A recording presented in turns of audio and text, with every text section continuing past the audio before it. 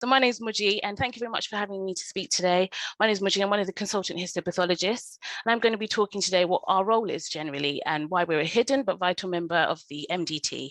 So as Wendy generally introduced, the MDT is the multidisciplinary team meeting, and this is the meeting where everyone relevant to your care meets together, and we discuss all the things that we're finding, that we found about your case, and then we kind of come to a conclusion of how the best way to manage you is.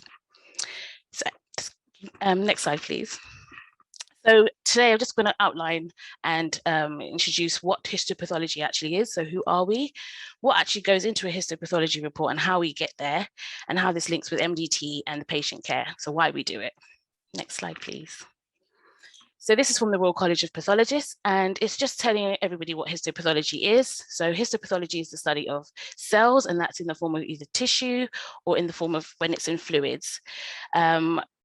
There are lots of there's a belief that a lot of pathologists only deal with dead patients, but no, that's not the case at all. A lot of our patients are alive. For me personally, I don't actually do autopsy pathology. So all of my patients are very, very much alive, and we're very, very much involved in patient care on a day-to-day basis. And it's really important because it's a gold standard of diagnosis. And when I say gold standard, it means that what we see is actually what's going on with the cells at a cellular level. On a microscopic level, we're looking at that and examining that, and we can tell what the cells are actually doing. Next slide, please. Just to kind of go through what we're actually doing, I think it's useful to look at the journey of a specimen. So what happens when your biopsy is taken or your specimen is removed? So if you have your bowel removed at surgery or part of your liver, for example, what then happens? How do we get an answer out of that? So how do we move from a specimen pot to these slides here? So I look at things under the microscope, and that's predominantly in the form of glass. So I look at things like this under the microscope. I don't know if it projects really well. And I'll show you how we get there. Next slide, please. So once your specimen is removed, it's put in a specimen pot, and in that pot, it looks like a clear liquid, but it's actually a kind of chemical that fixes the tissue, and this allows us to preserve it so we can see it really well later on, and we can preserve it for many, many years like that, sometimes hundreds of years in formalin. And we can then, it also helps the tissue get a bit firmer, so if we need to slice it or anything for further examination, it allows us to do that. So once your specimen's been removed and the pot's gone off and the porter's taken it to the lab, it's then booked in. At this point, it gets an identifying number, a barcode, and anything that's relevant to you. So we know anything we do to that tissue is relevant to this patient, and it's a way of us identifying and ensuring that it's matched to the right patient at all times. And then we look at the specimen. We then open the pot and have a look at the specimen. So we'll start describing what we can see. So if it's biopsy, we'll see little fragments of tissue. If it's a resection or a bowel or a larger specimen, we'll describe that. So we describe it, we measure it, we weigh it, we ink it, we cut into it to see if there are any areas of interest. We'll examine your tumor directly if there's a tumor there. And then we start deciding which areas we want to sample. So which areas are going to tell us the most information about what's going on with this specimen under the microscope. Next slide, please. So this is an example of what happens in the lab once we've received your specimen. So this is a piece of liver. I'm not sure if you can see my arrows, but so this is part of a liver, and you can see we'll slice it and we'll measure it and we'll put it into these little plastic cassettes or blocks. And then from there, we can then see what's going on. We can then process the tissue and then have a look further on. Next slide, please. So this just tells you what happens in tissue processing. So once it's been put in a little block, it will go through a number of chemical kind of reactions to get it to a stage where we can actually have a look at it. And that involves putting alcohol into the tissue, dehydrating it, doing lots of things in tissue processing. And then at some point, the tissue will then be embedded in a bit of wax. So it looks something like this when it comes out, like a little plastic block with wax and a bit of tissue in it. We then take very thin sections of this, so it's mounted into a microtome, and they cut into this tissue, and you'll get very thin sections like this, which are quite clear, so you can't see them if you just look at it like under the light. So we need to stain it with some chemicals, so it looks like this pink and purple area here. And most of the things we look at are this pink and purple stain, which is called hematoxylin and eosin, and I'll go into it a little bit more. Next slide, please. And we can do lots of different stains. So there are lots of different stains. Some of them show up green, some of them show up pink. And it just shows us how we can look at the cells and look at different areas of cells to tell us what's going on. And we can add these stains to kind of help us with our diagnosis. Next slide, please. So then what happens once it's been stained? How do we then interpret this tissue? And that's where we just read the slides essentially. So under my microscope, what I'll essentially do is drive around this whole slide with the microscope and look at every bit of tissue that's embedded here and have a look and see what's going on. And then we start describing what we can see. Pathologists love to talk about what we can see and tell people what we see. So we'll describe things in terms of their cells. So what are the actual cells? So those are the things we look at directly to see what they're doing. And one of the things we look at is the nucleus of the cell, so where the DNA is contained, and the cytoplasm, so the cell kind of structure of the cell that supports the cell overall. And we love describing things in terms of food. So we'll things like, we'll call something a fried egg nucleus, or something that looks like onion skin, or something that looks like a strawberry gallbladder. We love referring things to food, but that's how we describe things in general. And just to go back to neuroendocrine tumors, they have very characteristic appearances under the microscope. So can I have the next slide, please? So I'm just going to show you what I will see under a microscope. So this is part of someone's bowel. And these darker purple areas here are the nuclei. So this is the area of the cell that contains the DNA or the genetic information as such.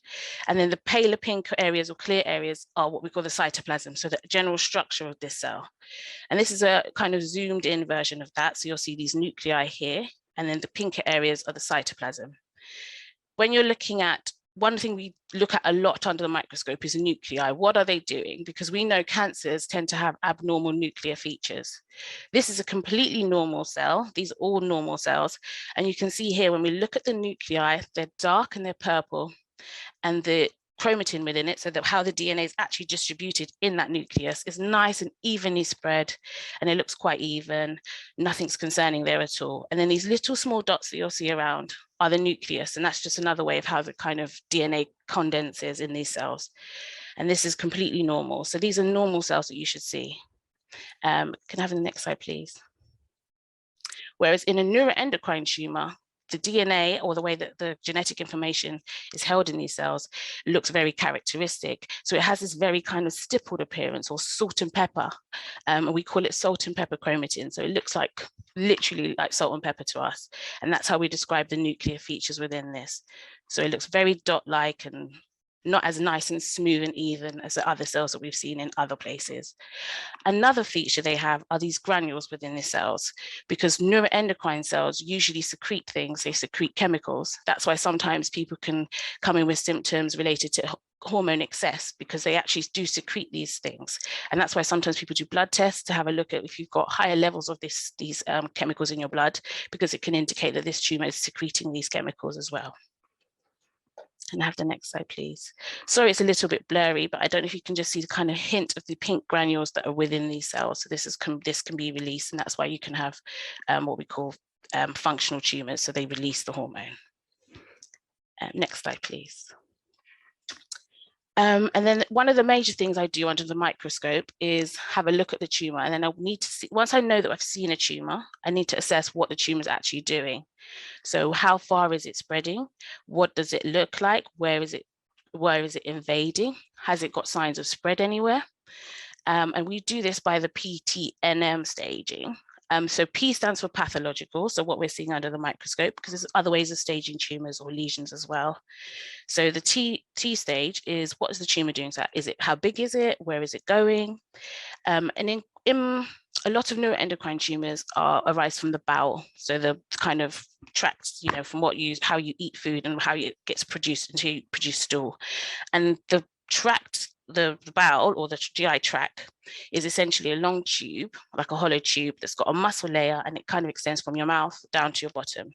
And it kind of looks like that throughout. And then just all the thing I see under the microscope is the lining of it looks different depending on the area. In the bowel, for example, we stage tumors based on the muscle and how far we're seeing the tumor going into the muscle. So if it's just into the muscle, we call it a PT1. If it's not in the muscle, it's a PT1. If it's going anywhere into the muscle, it's a PT2, and so forth. When you've got things that are PT4, which is the highest tumor stage you can have, we're essentially saying it's gone possibly out of the bowel, and it might be invading into or affecting other tissues, because obviously in the body, your bowel is not just by itself, it's next to other organs, and it's all kind of packed in nicely and neatly. So tumors that can go out of that can then press onto other organs. We all know that the pattern of all these organs are drained. So there's like this way of draining some fluids, and kind of part of the immune system is it drains into certain glands. So all the bowel or every part of your body will have a gland that drains it away and takes all away all the nasties. Sometimes tumors can spread to these glands, or what we call lymph nodes. And then if it's spread to glands, we need to say that as well, because we know that that can have an impact on patient care. So we look at any lymph nodes that are, or glands that are taken as well, and see if it's spread there. And then finally, we look at anything else to see if there's evidence of spread outside of that area and outside of nodes. So for example, is there a lump in someone's lung or liver that could be related to their bowel tumor? That's a metastasis. And then we need to just check that it looks like the same thing under the microscope. And then if there is a metastasis, then we'll also give it a stage for the metastasis. Sorry, it's a little blurry again, but this is essentially what the bowel will look like under the microscope for me. So this really bright pink layer is a muscle layer. And then this inner layer here is the purple, is the lining layer. So most neuroendocrine tumors derive from this lining layer. So we'll see tumors that come from here and then spread out further to the muscle, depending on the stage. I'm hoping I've still got everyone with me. Once we've done that and we've looked at what the tumor is actually doing, we can do even more stains. And that can help us confirm that it's neuroendocrine tumors, because neuroendocrine tumors, as I mentioned, they have these really prominent granules most of the time. We can stain them, and they always stain with the same kind of stains. And that helps us just confirm to say this is neuroendocrine in nature, because there are lots of other tumors that also have granules, but we know that if it's staining with certain type of granules, it helps us prove that this is a neuroendocrine tumor. Then other main thing we do under the microscope is grade this tumor. So when I say grading the tumor, I mean how many cells are dividing, how many cells are active, because not all cells are active at any given point.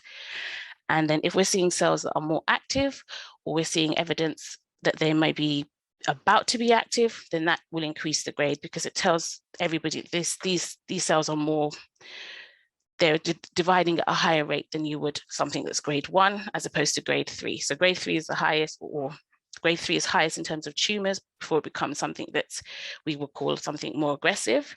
And then we just kind of scale it on 1 to 3 to say this is how many cells are proliferating or how many cells are dividing. Another useful thing to do is to say where the tumor is from. So we know from just examining different parts of the body that certain stains are expressed in different areas. So for example, tissue in your lung will express different stains than tissue in your bowel. Sometimes when you've got a lesion and you're not sure whether it's come from that organ particularly, or if it's come from somewhere else. So for example, if you have a lump in your lung, could it be from the lung directly, or could it be from the bowel or somewhere else? Because certain tumors like to spread to certain areas. So it's quite indicative or important to do stains to confirm where this tumor is coming from. And we do that by stains. And this status, it looks essentially brown under the microscope. So this kind of dotty browny area here is how it will look for us. And if we're seeing that, then that can indicate, depending on the pattern, it can tell us where it's from in the body. So how does this relate to the neuroendocrine tumors in the MDT? So everything that I see under the microscope, I'll then type it up into a report and summarize it quite nicely and hopefully clearly to everybody. So everyone knows exactly what that tumor is doing, where it's spreading, how it's behaving. Do I think it's from the right organ, or do I think it could be from something else? One of the important things we do is confirming that it is a neuroendocrine tumor, because bowel, for example, the bowel can have other types of tumors that are arising there. So one of the main things my role is to do is to say this is a neuroendocrine tumor, or suggest it could be coming from somewhere else. Other things we can tell people is how aggressive the tumor looks under the microscope.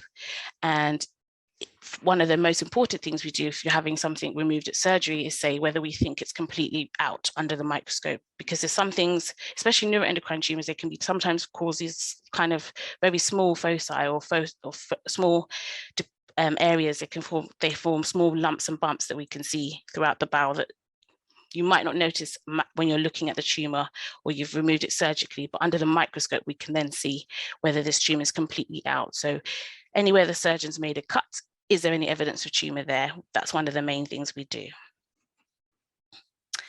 Yes. So in summary, pathology is a gold standard in diagnostic testing. We directly look at your cells under the microscope. So we look at everything that we've selected when we've got the specimen in a large form. We'll take the small blocks and we look at all the cells. We look at all the tissue that's there, and we look at how any features that will tell us how this tumor might behave. It's really important that we're present in the MDT, because then we can kind of communicate that and have discussions, especially if something doesn't look like or clinically behave. If it's not behaving the way that people can expect, we can also add information by saying, this is probably not from this area because it's expressing certain stains.